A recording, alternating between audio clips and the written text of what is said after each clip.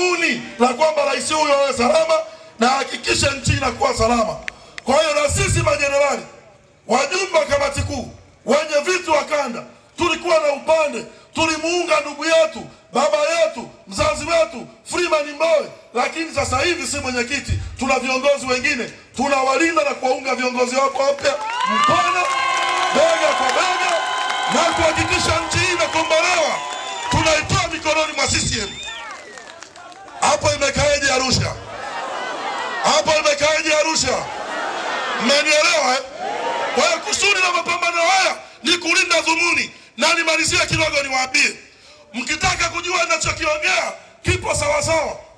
Mapambano baada ya kumpata kiongozi mpya tu, hata adui yetu ameshifti, apigi tena pale kwa kiongozi wa zamani, anapiga kwa kiongozi mpya. Na kiongozi mpya tunapongea yuko wapi? Yuko wapi? Sasa hivi ampeleki jela yule mstaafu. Huyu anabeba dhumuni na ukombozi wa nchi hii. Ndio huyu ndio adui yao, kwa sababu huyu anaendelea kuwatoa madarakani. Kwa hiyo sisi kwa nini tusimlinda huyu mpya? Kwa sababu hata adui anamshambulia huyu. Makamanda, kazi hii ni ngumu. Kuna watu jela waijui. Mimi mwaka jana Novemba nilikuwa jela Oktoba. Kule aliko Lissu kuna watu wanajua yuko picnic. Hao hotelini. Kule vyoo havina mlango.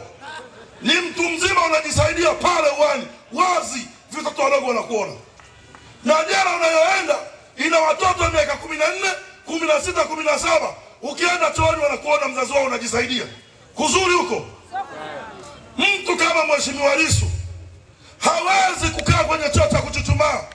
Jela atajua mwenyewe na kaje kwenye kile choo. Hakuna mtu anampelekea choo cha kujenga. Unaacha nyumba yako na vitanda kifahari. Ukienda jela unalala kwenye kigodoro cha futi 4, kimoja kwenye baridi. Na ndani ana mifupa na risasi moja. Tafsiri yake kwamba ndugu yetu, kiongozi wetu mpya ndo adui wa CCM.